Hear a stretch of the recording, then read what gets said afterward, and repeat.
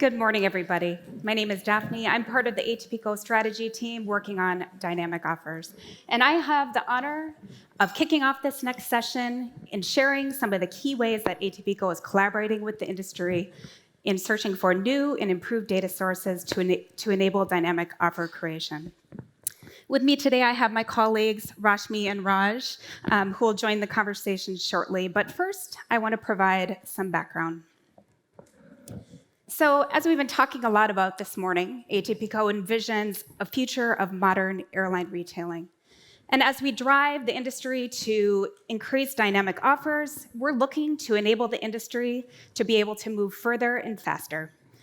From an offer creation perspective, the industry is transforming from a world of fixed offers based on pre-filed data, so fares, rules, and services data, to creating offers at the time of shopping using the filed data, a combination of the filed data with machine learning and AI methodologies. So a key piece of this transformation we know will be new and transformed data, which will provide the required details for airlines to support their end-to-end processes and enable both the current and future product construction and pricing methodologies. Of course, all of which are only as good as the data which feeds them. So to advance the industry towards dynamic offers, to date, we've identified 5 data sources that will be needed, which Tom touched on already here this morning. So first, we have the ATPCO foundational data, so the product details that come from our data, the ATPCO data today. Second is competitive insights, which we're going to talk much more about here this morning in just a few moments. Third, we have product performance insights, which is really focused on an industry source for sales and booking data. Fourth, customer insights, to provide more context about the traveler. And then finally, economic environment insights, which is things like weather or events. All of which, used in aggregation, would provide the necessary ingredients to enable dynamic offer creation.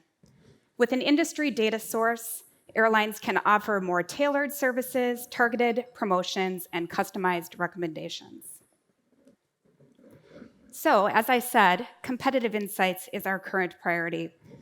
Of course, today, ATPCO is foundational in the competitive data space, and we intend to be foundational in this time of transformation and into the future, as we fill gaps in the current and future data sets.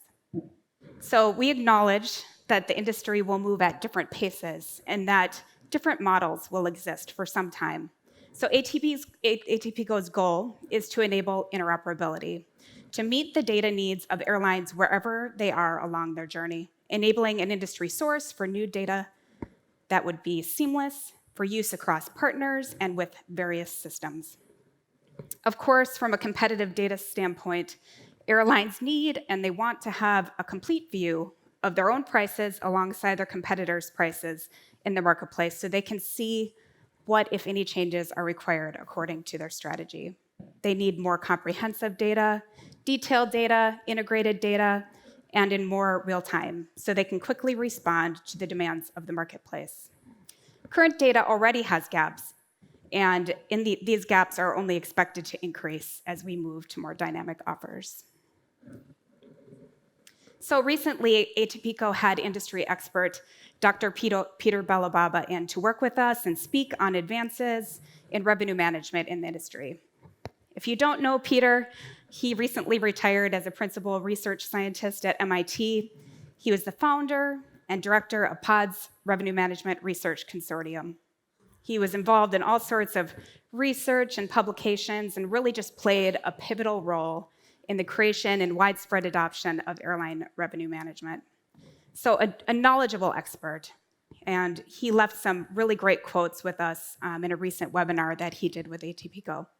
So he cited the holy grail is to get the dynamic price and product determination based on more contextual information, which will require more data and more detailed market information. That to achieve our goal, significant improvements are needed to current data sources that will be required to enable forecasting and optimization models and improve revenue management for the future that will drive us to more dynamic offers. And of course, while there's lots of work and research in progress, we simply just don't have the data we need. so new data sources will be required. He specifically called out a need for improved competitive data and the potential for shopping data. And that's what we're going to share more about here this morning. So ATPCO's thoughts on the competitive data set evolution and our current initiative and exploration of shopping data, an opportunity for all to learn more about and participate in. So here is a view of how we see the competitive data set evolving. So today, of course, we have ATPCO's market analysis subscriptions, which provides this up-to-date view of the competitive landscape for published fares. So our data represents over 80 to 90% of the offers in the marketplace today. It's made up of over 400 airlines' published data. But many airlines are taking that data and augmenting the ATPCO data with web fare data from third-party vendors. So this is data that's generally scraped by web crawling technology. It includes airline itinerary prices from various web sources, including the airline.com, OTAs, et cetera, and is really used for two primary purposes: to identify the available and selling fares in the marketplace, and also to identify offers that are not found in the ATPCO data. So for airlines who are not ATPCO customers, or for ATPCO customers who are filing the web-only specific offers. So what ATPCO is exploring is a merged data set for ATPCO and WebFare data to augment the competitive data set, which then would help airlines to be able to more easily analyze and respond if required. This is something that not only improves the current web fare processes for today, but will also provide value as we move through the transformation to more dynamic offers. And to add to that, we're exploring shopping insights and how that could be used as a potential new source for competitive insights and traveler insights to augment both the ATPCO fare and that web fare data. So we believe the best way to create this more comprehensive data set for the long term is adding to our own foundational data and building out that data set to fill gaps and provide richer content. So I do want to note that, of course, as we move through this process, that we'll be ensuring that any data offerings that we are exploring and bring forth would comply with all legal, regulatory, and consumer protection guidelines. At this time, I'd like to welcome my colleagues from our technology division, Rashmi and Raj. Thank you so much for being here and taking this opportunity to share more on this exciting initiative on shopping insights. Our pleasure. Pleasure. Thank you, Daphne. All right, well, let's kick this off. Maybe Raj, if you could please share more about shopping insights and the data profile, what's included in the data, and kick us off with that. Sure. So we have been, I do get excited a lot when I see shopping data. By the way, part of the reason is throughout my career in the data space, I would say shopping data by far is one of the most richest and complete data set in terms of the level of insights you can derive from. And we've been exploring shopping data for past several months, actually more than close to a year now. And there are a couple of interesting aspects I wanted to share with you all. In fact, Amit in the morning during the keynote, he shared how Emirates is exploring shopping data for their insights. And a couple of interesting facts I want to start with. So worldwide, per day, we see around 1 to 2 billion shopping requests. And each one of these requests would have, on average, based on our observation, 40 to 50 offers for each one of these requests. So if you do the math, we are looking at close to 100 billion offers per day. Just imagine the number. That's a pretty large number in terms of the volume. But it's just not the volume. The data is very rich with a lot of attributes. It's very complex, and it's a lot of nested relationships built within this data structure, makes the data set size pretty large. Each record is pretty large. So when you bring all this data together, we are looking around 100 to 200 terabytes of data per day. That's a lot of data to work through. And it's not just the size of the data alone. So some of the airlines that are currently they are processing shopping data. However, what we are seeing is that the utilization of it has not been so much. Like relatively, the richness to the utilization, we are not seeing a lot of use cases yet.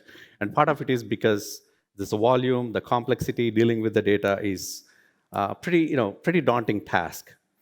And also also the data itself we think is a lot more valuable, not just for your own airlines data, but when you bring this data together across, like if you aggregate this data across multiple airlines and the systems, as an industry, I think there's a lot more value to this. Another interesting fact I want to just bring to the table: most of this data, many of you can imagine, is repetitive. Like we are looking at 95 to 97% of the data, pretty repetitive. So one of the tasks really is to remove the duplicates and create a clean data set, which is much more manageable. So that's another task that requires a lot more effort there. So when you bring this aggregated data set, as Daphne was pointing to, we do think there is a great potential for this to be an alternative source for web fares. And going to that, maybe more, Daphne, you could add a little more there in terms of the context. Yeah, sure. So we'll be talking a little bit more about the use cases, but as competitive insights is concerned, we do see an opportunity potentially where shopping insights could potentially offset some of the resource needed and time and spend required for web scraping in the future. So, if the same data is found in the shopping insights and potentially additional data in the shopping insights over what is found in a web scrape observation set, if you will, or found in between those observation sets, so in between the frequencies that those are scraped, that there's great opportunity for shopping data to fill those voids and add additional value. Definitely. And what about some more use cases related to that? So yeah, let's set a little more context with more on the use cases and the potential industry value that this data source could provide. So first of all, we've talked a lot about it, but from a competitive insight standpoint, we're looking at shopping or offer data to augment and fill in gaps, providing more granularity and a more holistic data set so that airlines can use that in their internal processes, their offer structure, and pricing decisions. So really the value here is around improved data for decision making to use in various processes and ultimately to enable the AI and machine learning required for dynamic offers. And then also, of course, just noting here that the opportunity with replacing shopping or web fare data down the road at some point. So the second use case, demand forecasting. So using this data to enhance a process, of course, that's traditionally based on historical data using booking and sales data. So to provide this forward-looking view to identify any shifts or trends and a better ability to adjust supply to demand, which could result then in better financial performance. Finally, consumer choice modeling or traveler insights. So insight into what offers were constructed and presented to the customer, data to drive that deeper understanding of the customer choice and behavior. And the incremental value here, of course, to the airlines is around improved competitive positioning, improved willingness to pay, and conversion rates. So, Raj, with a little more context set on the use cases and the value, perhaps you can share more about some of the experiments that we have conducted around these use cases. So we have been partnering with some airlines, and to give some more context around these airlines, that one of the major airline, they have around 7 terabytes of data per day, shopping data, uncompressed data, and another major airlines, we have heard that they load close to 10 billion offers into data warehouse. And we have gotten handle on some of the sample data, and taking these data sets, we have been experimenting to create a base use case. We're calling it a price ladder. And we have taken some basic attributes of the shopping data, like one-way round trip versus passenger type, the cabin type, the currency, baggage allowed or not, seat selection, taking all these attributes, refundability, and some basic attributes into into account, we summarize this data and created something called price ladder. We are calling it as price ladder as a term for it. And in this price ladder, each one of the price points, you would be able to see how many competitors are there, as well as who the competitors are, as well as you could see how many itineraries are available for that price point.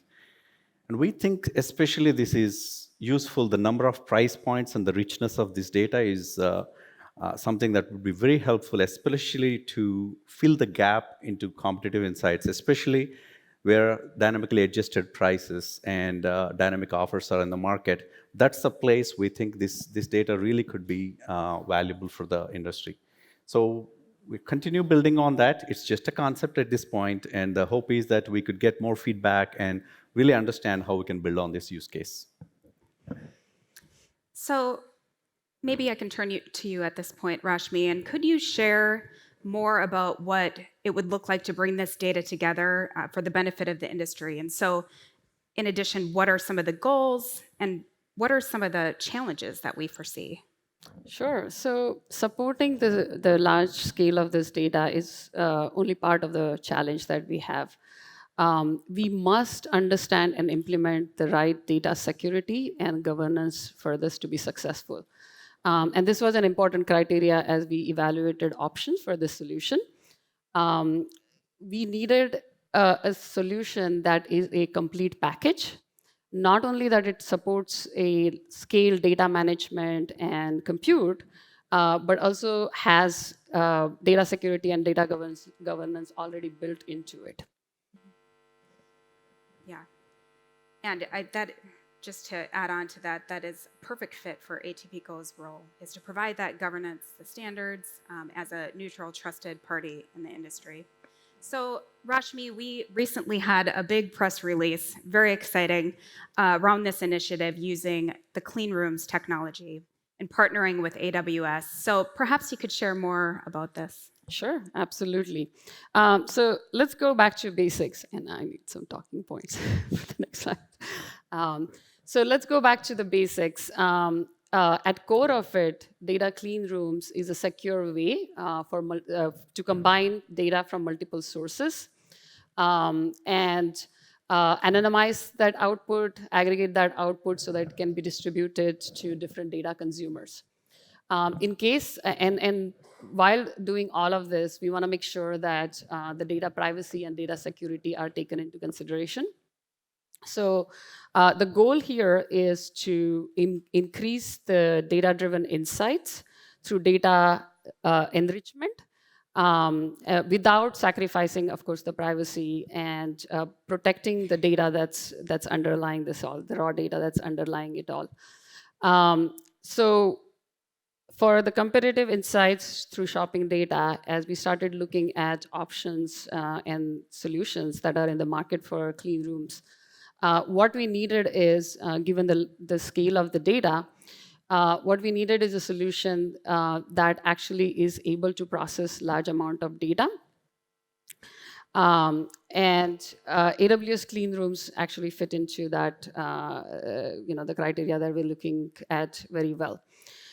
We wanted to avoid building large data infrastructure for data movement. So Clean Room is very easy to get started with. You don't have to move data. You can actually, the participants can actually access data from each other's AWS account. It also has support for metadata management and also data cataloging. As you mentioned, Daphne, that's going to be a key when we look at data normalization and data standards. Another key is data privacy, as we talked about. What we want is the participants of this data clean room, they have full control of what data they're sharing.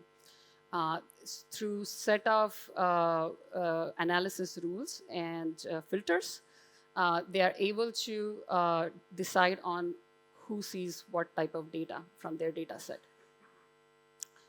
And overall, as we see multiple airlines and systems coming together in the clean rooms for data aggregations and deriving data insights through data enrichment, we want this all happen in near real time. And we believe that this is going to improve their competitive insight, competitive positioning in the market. So overall, our intent is to create this ecosystem of rich data that is near real time, it's scaled and comprehensive, because we can definitely join it with the ATPCO data and create more richer data set for the industry overall. And Raj, I think you already looked at that data. Do you have anything to add how Cleanroom fits into that processing of this large data? Absolutely. And as prior speakers like Tom, Alex, Amit, they were talking about how ML and AI are in the forefront of creating dynamic offers. I think one of the important things for the AI ML to really work is foundation is data. And I think ATPCO is probably the best place in terms of industry partner to bring that ecosystem of the data in a way that it's rich, it's standardized, easy to consume, easily integratable into the systems. And I think that's what we see Cleanroom as part of the solution. And if we think about the complexity that I was mentioning before, the size, and being able to deduplicate, create the standards, there are other factors as well. Each airline and the systems have their own standards in terms of how the shopping data responses are, right? These records, some are using NDC, different versions of NDC. They have their own proprietary formats. Some are logging into their own systems. So bringing this data itself could be a big value proposition for the industry, that how do we process this data? How do we summarize, aggregate this in a way that it's economies of scale? Again, it's putting all the players on the same playing field, the large airlines to small airlines, and I think that is the big value proposition I see ATPCO bringing to the table, really. Yeah, no, I agree. So this is all really exciting. Perhaps, Raj, you can share a little bit more about the process and how this all works. Sure, Daphne. So AWS Cleanrooms is the concept where if we conduct an experiment, let's say for the shopping experiment that we've been talking about, for the participating airlines and the systems, ATPCO would send an invitation, and airlines and the systems are AWS with their own account. They can accept the request and join to the clean room to contribute their data. And while creating the configuration, while joining, they could also set up all kinds of rules, analysis rules, what can be accessed, what columns you want to share, what filters you want to apply on your data, so that you have full control on your data while you contribute to the clean rooms.